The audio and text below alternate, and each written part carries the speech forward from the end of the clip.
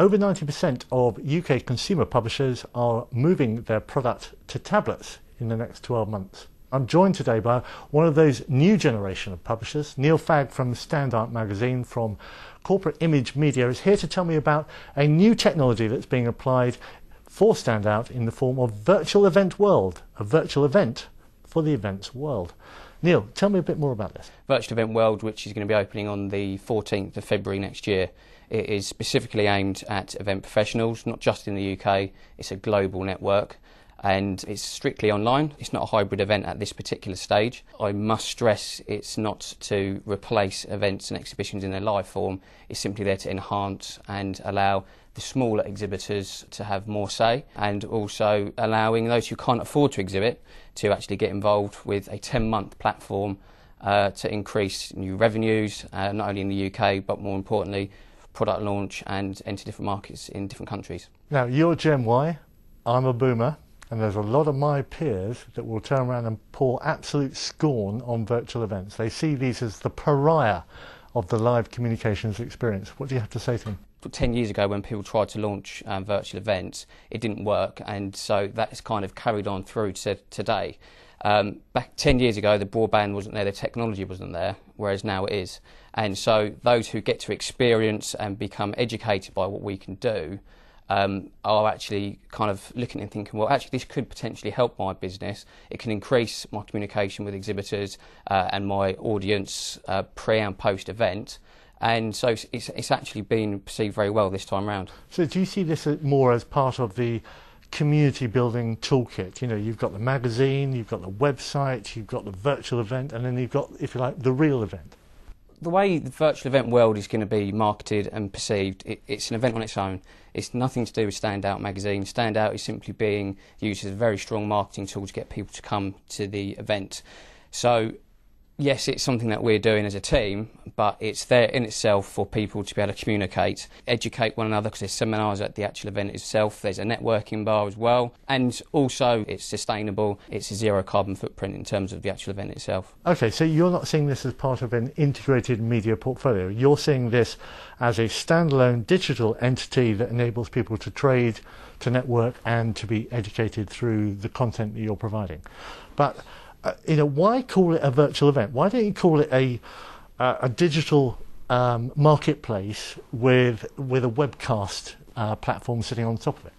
It's a very good question, and until people actually see what we're doing, everyone thinks it's just a basic website using pseudo platforms and Skype or webcasting. Well, this isn't the case. This is being done already by UBM.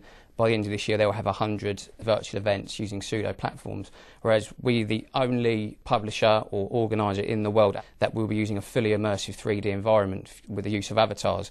My first virtual meeting I had, it took me a little while to get used to it. It takes you a little time to set it up to your likings, but once that's done, and you go in and you become fluid with your communication, all that goes away. After my first experience, I wanted to keep going back. I wanted to do more presentations. With the environment itself, it's a business-to-business environment, so you can have a very, very sexy-looking corporate boardroom, so it stops that. All right, let's look at the business model. This migration that we're seeing to tablet form, this migration we're seeing to virtual event form, how do you think these technologies are going to affect your business going forward? We should benefit from it because we're doing a virtual event and we're not greedy publishers that some people might think we are with very tight profit margins, which we do have, by the way. Yes, this is a commercial entity, but I want to be able to give something back to the clients that I'm already dealing with in the magazine. The rates of the sponsorship of the stands aren't ridiculous. As a result of that, we are putting people's brands in front of other brands and simply being a middleman. Yes, we're making margins on that, but we're not making it impossible for people. Yeah, but what you're saying there effectively is by changing the medium, by changing the media, actually you're reducing your costs and therefore you can pass that reduction cost on to your consumers. Yes, indeed. And there's the fact that we're sustainable as well, so we're helping the environment as well also is a very good thing. When are you going to migrate then your print magazine to the tablet application? And at what point are you going to say print's gone, digital's the residual? Print will never die. In fact, we, talking about the magazine Standout, we've had a brilliant 2 years through the recession, When we produced our e-magazines, there was a massive influx of subscriptions, but as the recession's come out of it, more people are wanting the hard copy again. You cannot beat a hard off-the-press newspaper or magazine landing on your desk. There's not a better feeling than that, so that will never go. But what we have to be able to do is move with the technological changes and move with the times. There's a new opportunity for people to reach new audiences through virtual event world, and we want to make sure that it's there in place for people. You're about as much as a hybrid as the brands you're creating. You're an old man in a young man's shirt. You know, on the one hand, you're saying, I'm sticking with print, but I believe in digital. I believe more and above those two, something else, and that's live events and exhibitions. I love the exhibition sector. The people that are in it are absolutely genius. If I had the capital, I would have the virtual event world specifically online, and then give it 2 or 3 years' time when it does create a massive hype and people are making loads of money, and then in turn we are, if people are happy, I would love to go and launch it as an event. Does that mean you're going to actually gather that data, use it as a data gathering exercise, so that you've then built a community that you can then convert from digital back into live? In a nutshell, yes. I think that's a great idea. Data is king with publishers, and I expect it's the same with exhibition organisers.